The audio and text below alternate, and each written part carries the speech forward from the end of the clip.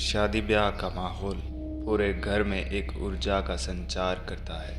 हर तरफ खुशियां ही खुशियां होती हैं। कुछ ऐसे ही धूमधाम से करण की शादी हुई। पूरा परिवार इतने लंबे इंतज़ार के बाद हुई करण की इस शादी से बेहद खुश था। हो भी क्यों ना, करण की दुल्हन यानी पूजा बेहद सुंदर थी। किसी को इस शादी से नाराज़गी थी तो वो थी करण की माँ। करण की माँ को उनके परिवार के एक बहुत ही करीबी पंडित ने बताया था कि पूजा मांगलिक है, यानी उससे शादी करने वाला ज़्यादा दिनों तक जिंदा नहीं रह पाएगा। और माँ की ऐतराज़गी के बावजूद भी करण ने पूजा से शादी की। बस यही वजह थी करण की माँ की नाराज़गी की।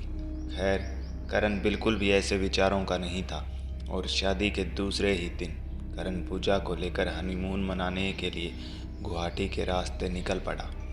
पूरे दिन के लंबे सफ़र के बाद दोनों काफ़ी थक चुके थे, इसीलिए होटल पहुंचकर दोनों खाना खाकर सो गए। अगले दिन सुबह नाश्ता वास्ता करके तैयार होकर दोनों घूमने निकले।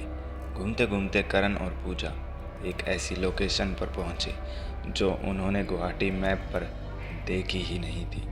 आसपास न कोई इंसान और न ही कोई जानवर।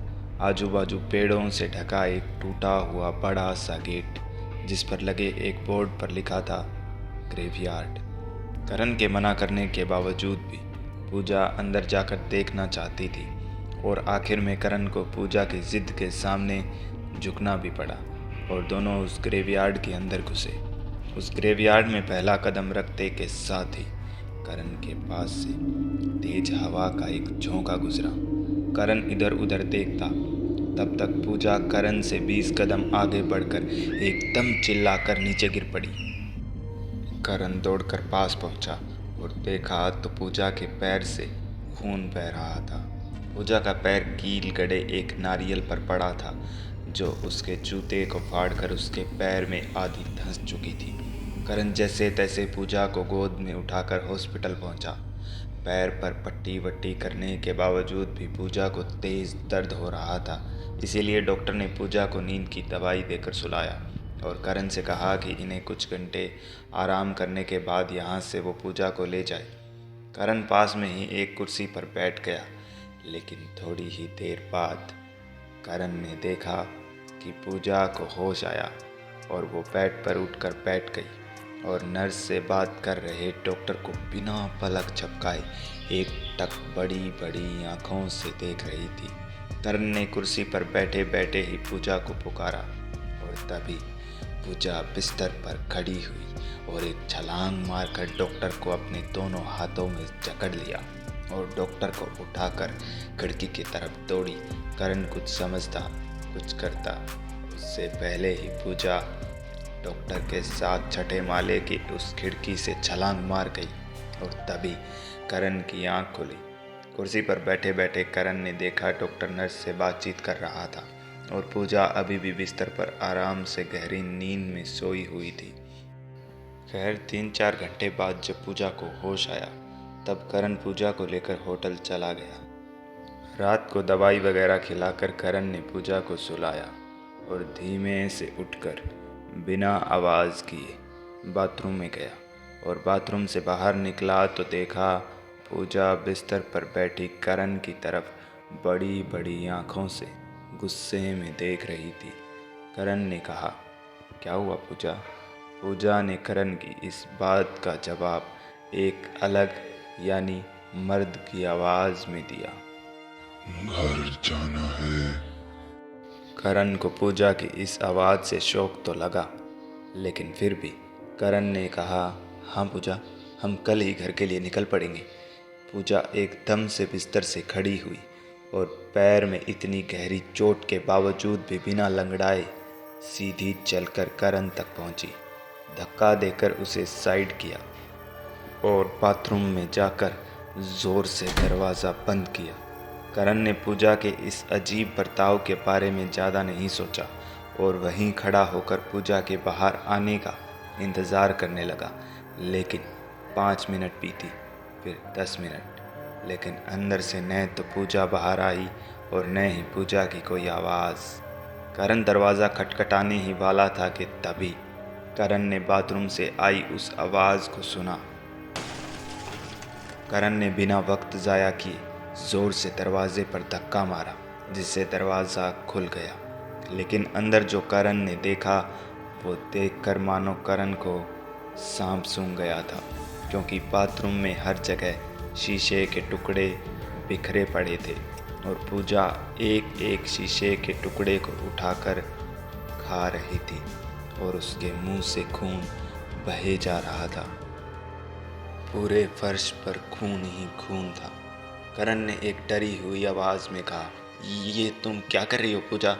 पूजा एकदम ये बात सुनकर करण के सामने सीधी खड़ी हुई और अपने लहू लुहान होठों से कहा, घर जाना है।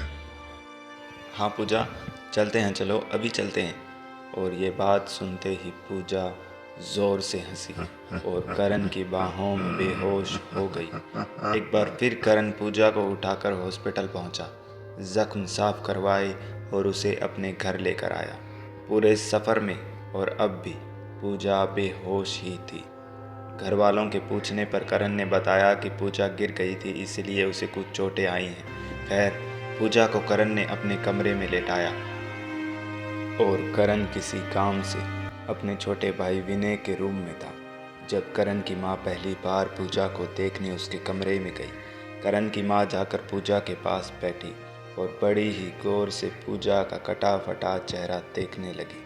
और तभी पूजा के होठों पर एक हल्की मुस्कान आई और दूसरे ही पल पूजा ने अपनी आंखें खोली और पूरे घर में गूंजी करण की माँ की एक चीख। करण, विनय और बाकी लोग चीख सुनकर दौड़े करण के रूम की तरफ। सबने देखा कि करण की माँ करण के कमरे के बाहर खड़ी पूरी तरह कांप रही थी, मानो उसने कुछ भयानक देख लिया हो।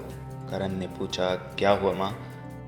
लेकिन माँ ने कोई जवाब नहीं दिया और बस बिस्तर पर लेटी पूजा की तरफ देखे जा रही थी।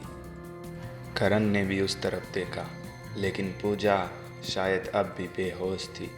करण ने एक बार फिर अपनी माँ से पूछा, क्या हुआ माँ, तुम कांप क्यों रही हो? वो पूजा नहीं है, वो हम सबकी मौत है। उसकी आंखों में मैंने हम सबकी मौत देखी है। करण या कोई दूसरा कुछ बोलता, उससे पहले ही पूजा की वो डरावनी हंसी सबने सुनी।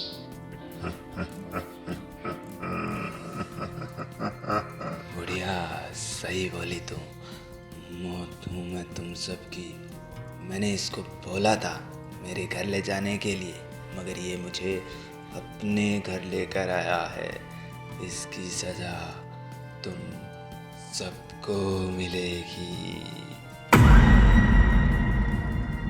करण ने पूजा की तरफ कदम बढ़ाया ही था कि करण की माँ ने उसका हाथ पकड़ उसे पीछे खींचकर कमरे का दरवाज़ा बाहर से बंद कर दिया और कहा कि उसे हम काबू नहीं कर सकते।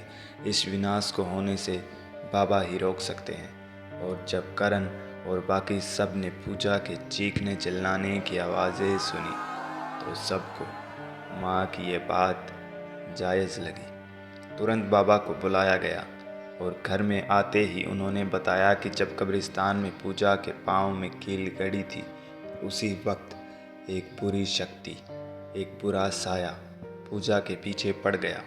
करण ने बाबा से कहा, इसका उपाय बाबा जी। बाबा ने कहा, मुकाबला। बाबा ने इतना कहकर करण के कमरे का दरवाज़ा खोला। पूजा सामने वाली दीवार पर किसी छिपकली की तरह चिपकी मुस्कुरा रही थी। बाबा ने आगे आगे और करण ने बाबा के पीछे पीछे 4 कदम पूजा की तरफ बढ़ाए और तभी पूजा दीवार से नीचे उतरी और धीरे धीरे कुछ बड़बड़ाते हुए बाबा तक आई। बाबा ने पूजा से कहा, छोड़ दे इस बच्ची को, मैं लेकर जाऊंगा तुम्हें तुम्हारे घर। सच में तुम लेकर जाओगे मुझे?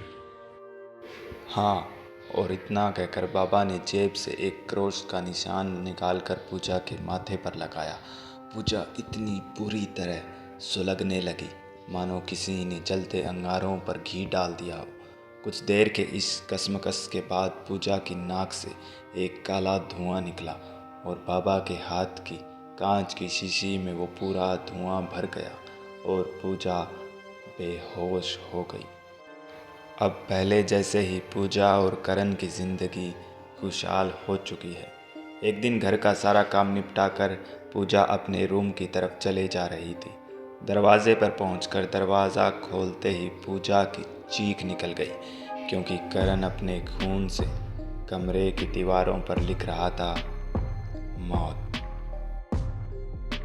मैं हूं सैम और ये थी रेड स्केरी पॉडकास्ट में आज की कहानी।